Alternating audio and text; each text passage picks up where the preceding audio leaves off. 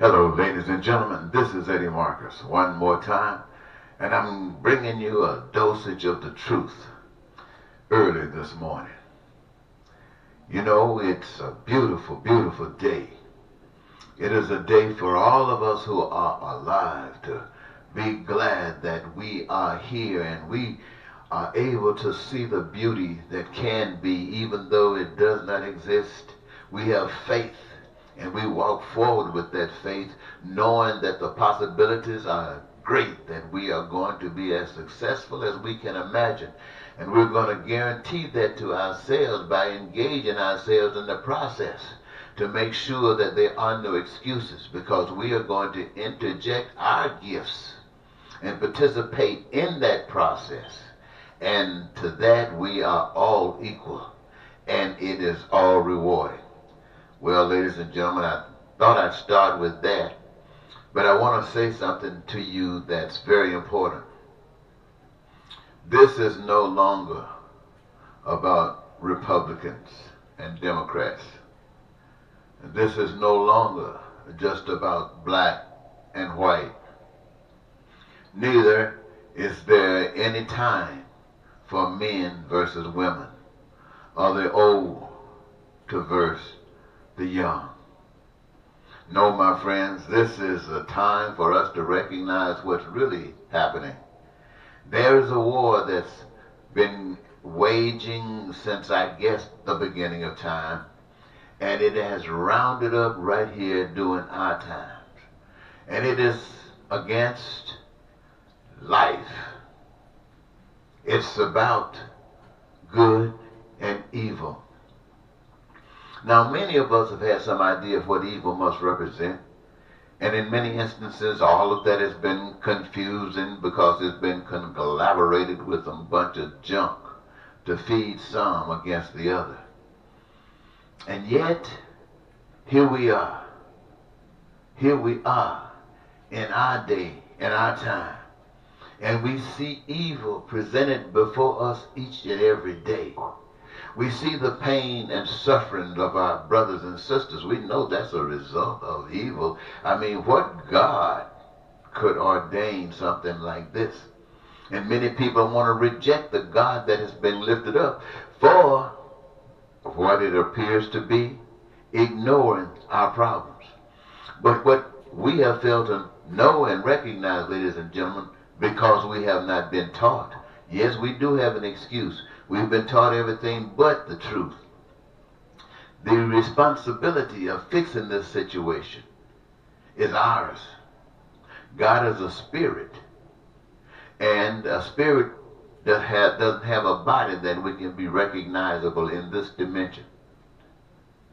So what God actually does as a spirit is make itself available to any of us that can receive it. And by receiving that spirit, we become a physical manifestation of that portion of God that is within us. That's what we become, energized by the power of God that is in us.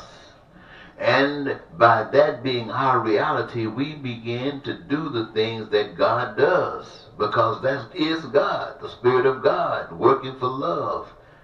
But when that is not happening, it is because it is an absence of that true Spirit of God. We've been led to believe something different, something that allows us to stand by and watch the pain and suffering go right on.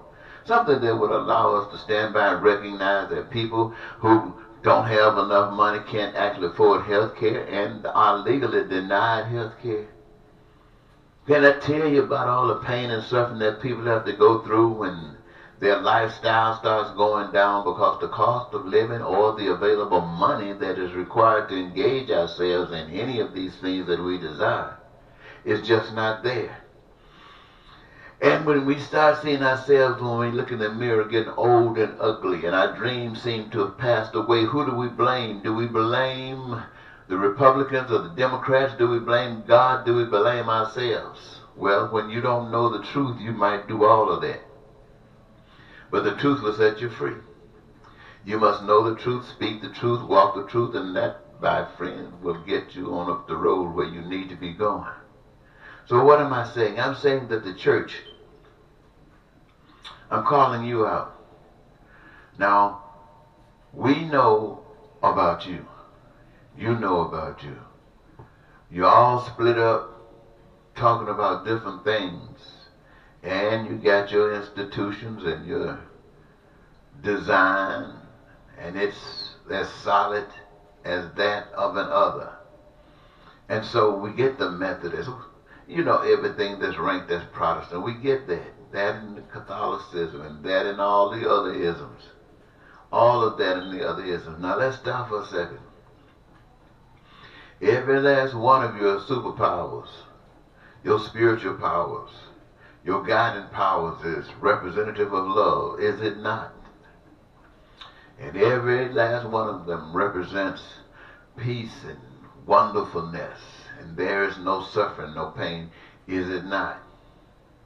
And yet you are split up in all of these different directions rather than empowering yourselves by coming together. You split out, and you have these little things that divide you and will always make you weak.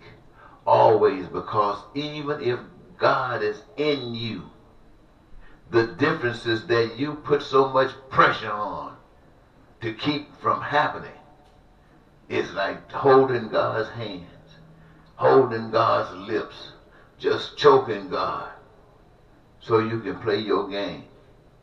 I want to tell you, ladies and gentlemen, I want to remind all of those of you who have always known but act like you've forgotten. God is love. Every last one of us on this earth are here by design. I don't care what you have been told otherwise. I'm going to say this to you. Every last one of us here are here by design. And part of that design says that when we come here, we bring something to contribute to this great society of humankind. We bring something to contribute, to have purpose. Sure, we have to go through a period of growth and development, but we come here recognizing that the doors are open and receptive for what we bring, because we regenerate in such a magnificent, loving kind of way, till we are desired. We are just they have a craving for us to engage, because here we are better for it. This is what we come here to do. This is part of the truth. And when we can't do that because we're divided, I must speak loudly. Every man and woman, every human being on the face of this earth, those of you who got a God, we are here and we want to be here. And in that, it requires the sustenance for survival. Every last one of us. That is an inalienable right. The fact that we are created, the fact that we are stationed here, and the resources necessary for our survival are here. And a desire, a necessity for each of us for survival says that we're not going to not survive. But here is something, ladies and gentlemen. Here is something. For our own individual survival, right? We could jump out there, everybody trying to get what they can. You jumping out there trying to get what you can. And some of you got bigger hands, some of you got bigger baskets, some of you just got small baskets, and you're getting what you can. When you come back in, you find out that you were shortened, and you were big. And you say, well, why did it happen? I prepared myself. Yeah, you did all of that. But after everybody else has depleted whatever they got, and you still got, it is your responsibility to make sure that they still are maintained. And if it's going to be like that, then why, in the beginning, go at it like that? Combine your forces and make sure that everybody got their cut. And that's much more simpler, because any other way there's going to come more confusion. The same kind of confusion that we recognize every day. People breaking in car windows. People shooting. How do you think I feel? How do you think the nation feels? When just last evening, here in St. Paul, Minnesota, church Bible studies ending. Some commotions going on. People leaving the church. All of a sudden, bullets are flying. And end up one of the guys coming from church is dead. Caught in. See, that's because we have been misdirected, ladies and gentlemen. I'm just going to tell you just like it is. You heard that thing called separation between church and state? Why do you think they said that? Did you think they said that because they got so many different religious faiths and they get up there and mess up all of whatever they're trying to accomplish? That might be what they give you as the legitimate reason, the acceptable reason. But the true reason is because where God is, bull ain't going. And so what I'm saying to you is if we know that God is the highest authority, I'm not talking about people who don't know. People who don't know, as far as I'm concerned, got an excuse. But if we say we know that God is the highest authority, why in the heaven do we allow a subordinate authority to run amok amongst my brothers and sisters? Why do we do that? And I'm not talking about this old choking, gripping, God-hating heaven. I'm talking about a God of love, where as it was in the beginning, all things are to us that God has given for us. But we must only listen to the voice of God. The voice of God, my friends, to know if you're in it, it's like waking up in the morning time, grateful for the beautiful day. And your mind embraces the whole universe where human beings exist. And you feel good about all of the positive things that's happening. And then there's a deep cry yearning in the bottom of your spirit because it recognizes the pain and suffering, the hunger, the starvation, the terror, the war, the crime and the violence, the lying and the cheating. And it have compassion for it. And it wants to take away those burdens, take away those problems, knowing that the people themselves do not recognize what's going on. But as a child of the Almighty God, you must be given every substance necessary to bring you from this big hypnosis that we have been put into as people living in this society. In all societies, we've been hypnotized to follow the dictates and trends of others that benefit others while causing so much pain and suffering that is empowered by those of us who can benefit from it in spite of. But even now, we must know that faith, my friends, will require that whatever you're dependent on that plays a part in the suffering of others, you have to put that stuff down, not because I say so, but because love won't allow it to go any other way. Now, I made some notes around here. It's a crying shame that we are so caught up in a system that is, because it is based upon money, that you can almost do anything to try to get money. And if you can get away with it, right on. You know legally, you're just making drugs. I don't even think, well, at least the sentiment is that people don't want cures. The powers that be, the systems itself does not want cures because in all of the lack of cures, there are people who benefit. The nation benefits in some form or fashion. You got those who invest benefit, and those who can afford the stuff the least are the ones that's getting stripped.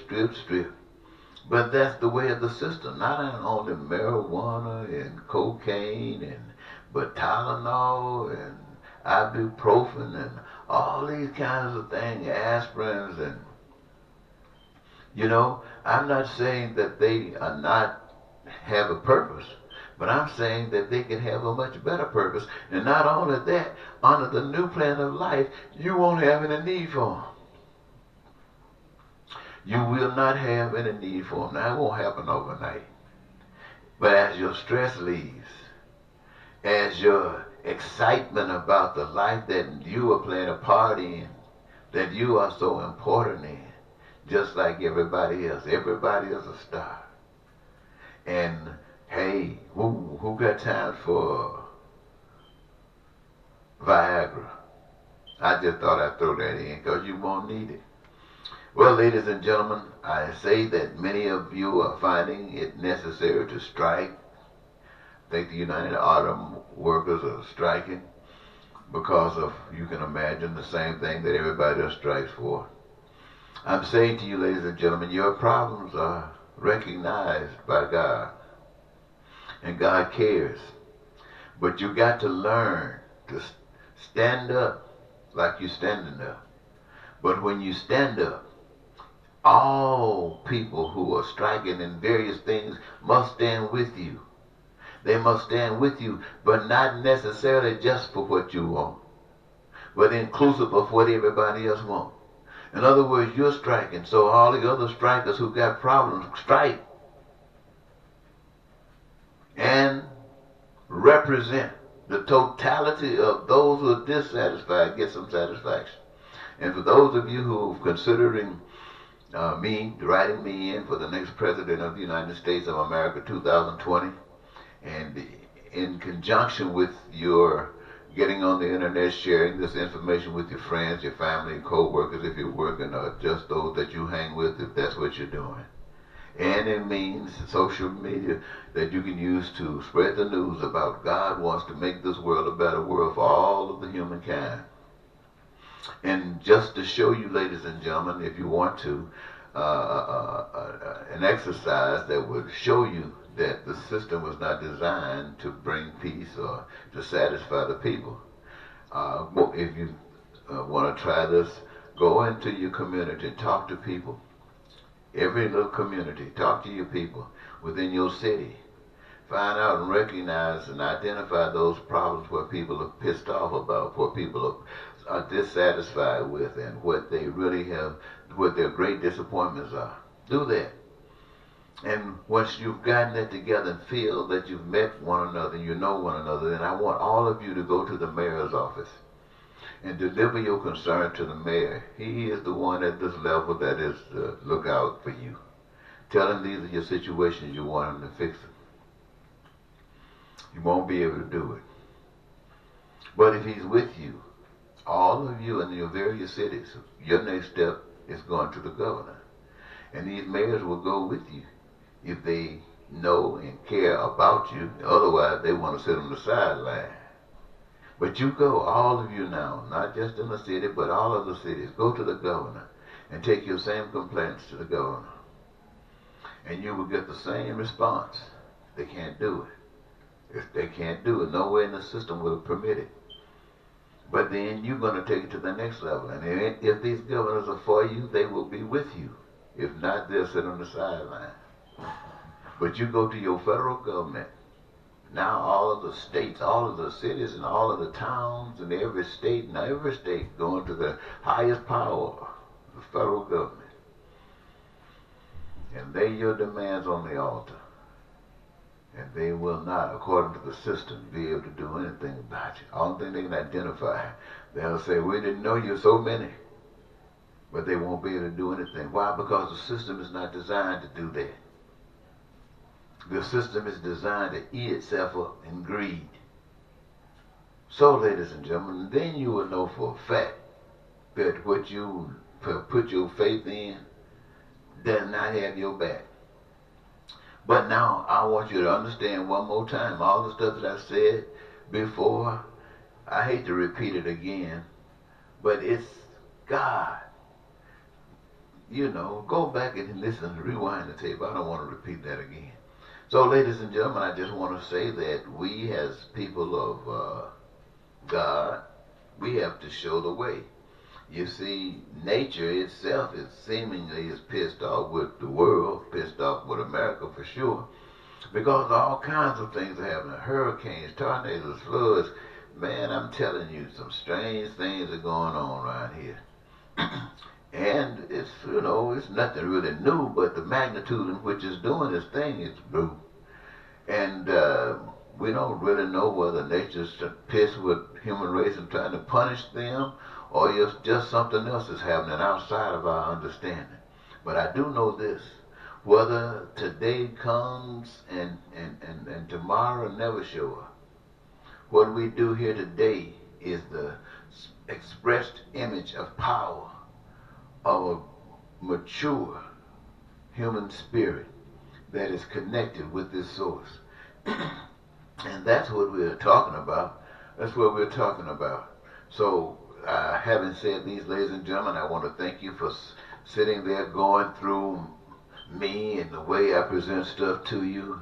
I just want to say I hope it's having a positive response and a result. And so until next time, I'm going to say this is Eddie Marcus saying goodbye.